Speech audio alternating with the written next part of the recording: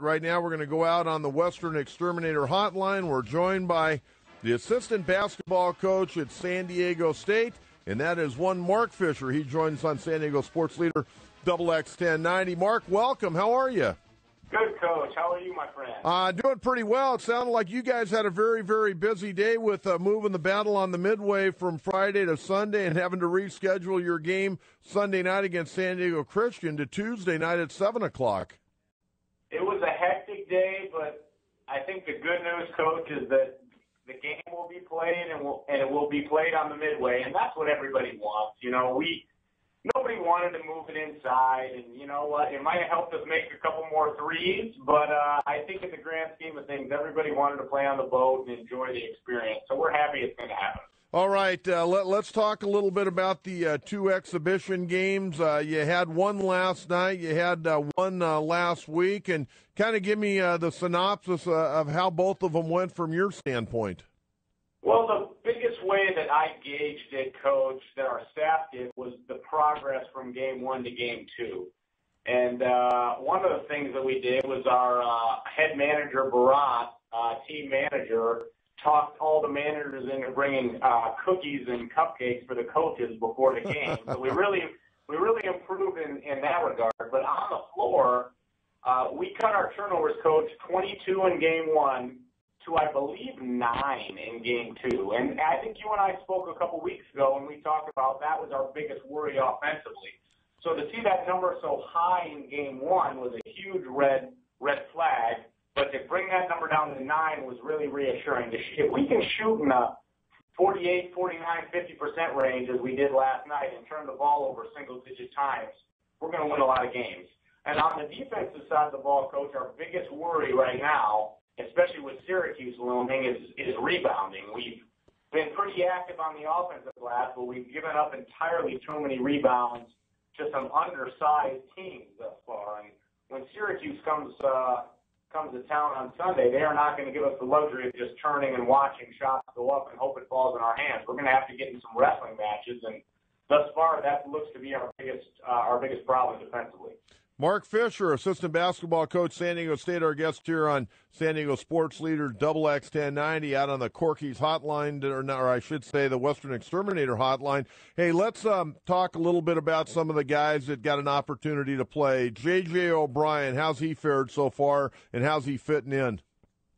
J.J. has been terrific. I have a good friend who's a coach back in Michigan, and he described J.J. as the most delicious flavor of vanilla ice cream you've ever tasted, meaning he's never going to be super flashy. He's not going to be, he's not going to make a head-turning play or a 360 dunk, but when he does everything right.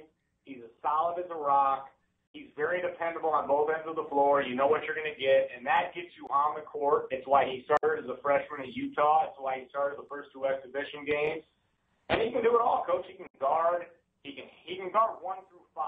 He can handle the ball. He can pass. He can rebound.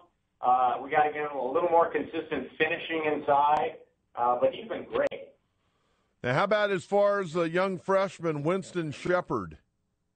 Winston, my only complaint with Winston, and I tell him this every day, he's probably sick of it, is he's got to take care of the ball a little bit better. He's such a good passer, Coach. He's so big, and he has such a great feel. But the thing we've got to figure out with him is he doesn't have to make the assist every pass. Sometimes just move it easy, and when the assist is there, make it. But right now he's a little anxious to want to make a play every time he touches it. But he's been great. He's handled the ball well. He's played a lot of point guard and proven himself capable in that regard. He's also rebounded well, blocked some shots, and showed a post-up game, which is obviously unique from a point guard. How about James Rahan? How's he coming along? He looks like he's getting healthier every day. James has the benefit of having been in the program for years, so defensively, he's exactly where we expect him to be. He's solid, he's smart, he's always in the right spot. Obviously, you start to get your conditioning back on the offensive end with the more reps and the more games. I think he'll come around offensively. His talent is unquestioned. He's going to make shots. He's going to score points, and he'll be a big asset. Hey, Dwayne Poley, where's he going to play? Is he going to play the small forward?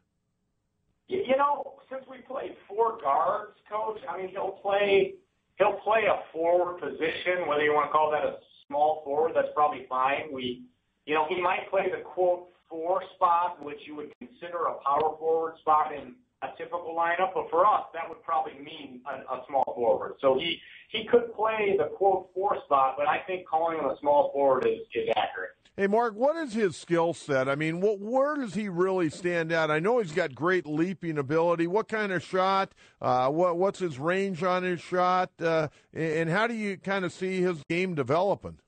Well, his shot's pretty good. It doesn't look textbook, but he makes his share of threes in practice.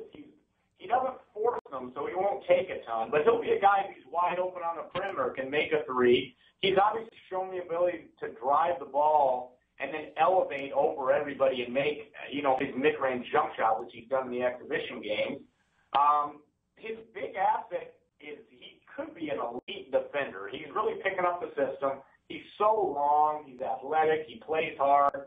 He should be a really good rebounder at both ends, a really good defender, and then just a guy on offense who can run hard in transition, get some easy baskets, and in the half court, just do his job, move the ball, make some open shots, and hopefully make things happen on the glass. How about the other two freshmen, Matt Shrigley out of La Costa Canyon and Skylar Spencer? How'd they come through those first couple of games? Good. Matt obviously has a ton of skills offensively.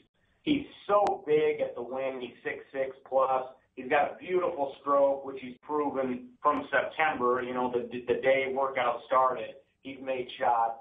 The biggest place for his growth, and he would tell you this, is defensively. And it's not for lack of effort. It's just he's got to learn what we do. The pace of the game is obviously different from high school. He's coming along really nicely. He's going to be an all-elite player at San Diego State in his career. Skylar, big guys their development's a little different, Coach. He's got a ways to go offensively, which I think people see. He has finished around the rim, which is encouraging in the exhibition games, but his real assets for us this year will be his ability to move his feet, guard in the post, guard ball screens, and stop the ball on the perimeter, and hopefully get some rebounds and change or block some shots inside.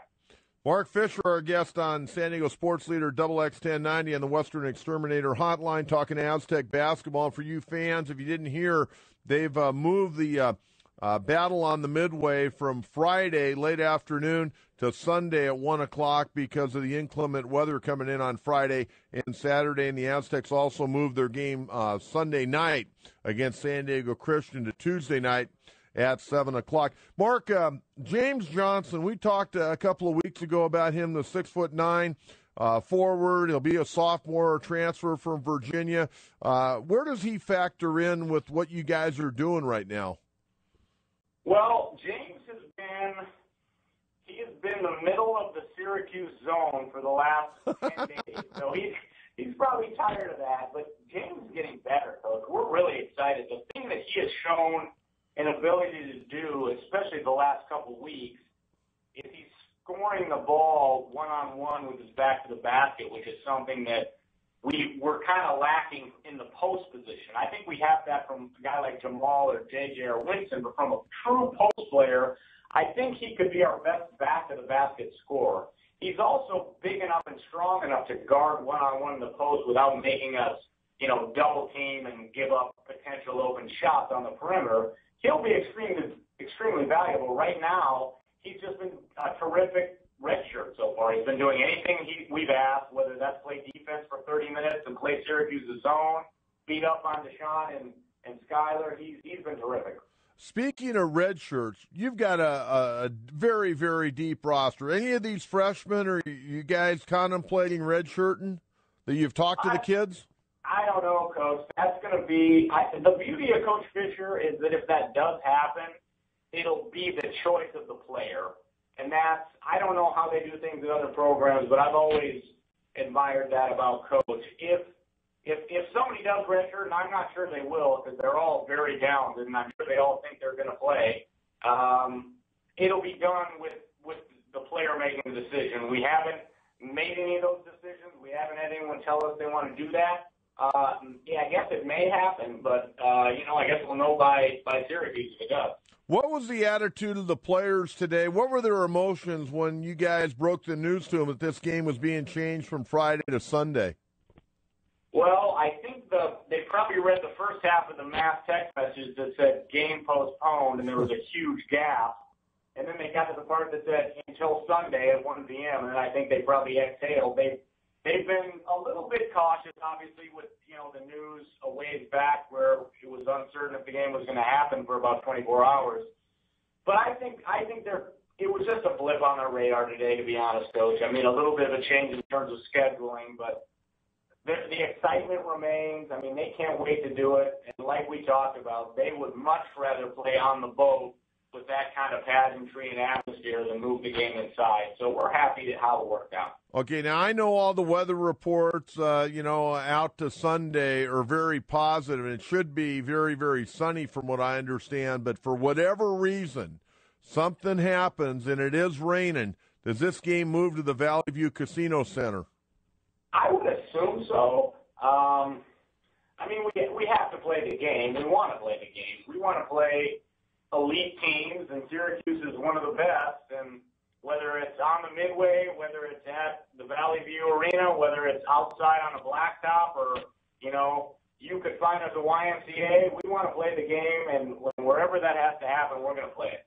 How does this change the preparation about what you guys did today, tomorrow, Thursday, Friday, and leading into the ball game on Sunday? It's got to change how you guys are going about getting prepared. It did, and you know what? It let us give them today off from on-the-court stuff, which ideally we would have liked to do, but logistically, if the game was Friday, we just didn't feel like we could do. So this let us give them a day to rest their legs and really regroup, come back tomorrow, and be ready to go Wednesday, Thursday, Friday, Saturday, really hard probably Wednesday, Thursday.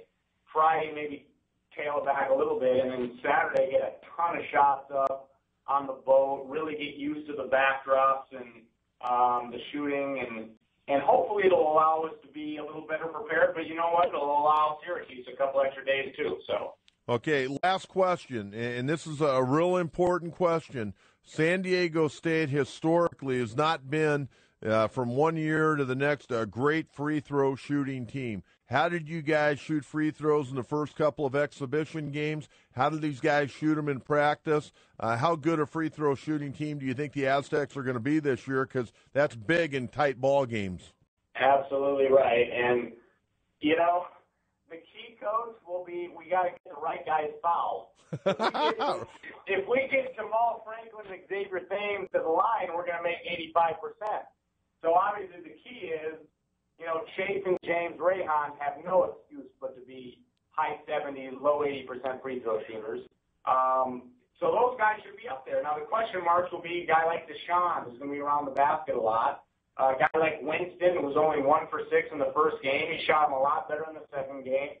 Those guys have to believe in their routines and have confidence going to the line. So I think we'll be good, Coach, but, I know we both laughed when I said that, but I do believe if Jamal Franklin shoots 9 to 10 free throws a game like he did last year, and if Xavier has the ball late in games and gets fouled, I think we'll make a lot. Well, with the depth that you guys have, it kind of goes back to the coaches. You want to get the ball in the guys' hands that are going to get fouled, and if guys can't knock down those free throws and you are deep, you got to get the guys on the court that can knock them down. Exactly right. So, hey, good stuff, Mark. Good luck next time you and I talk. I guess we'll probably have to do it on Wednesday night because you guys are going to be playing now Tuesday night, so we'll have 2 games to recap. That sounds good. I hope we are having a very excited discussion on next Wednesday, Coach. I certainly hope so, and I hope you guys go from being ranked number 20, hopefully up to about 16 or 15. We'll see what the opening weekend of college basketball brings, but good luck, and hopefully the wind's blowing your way.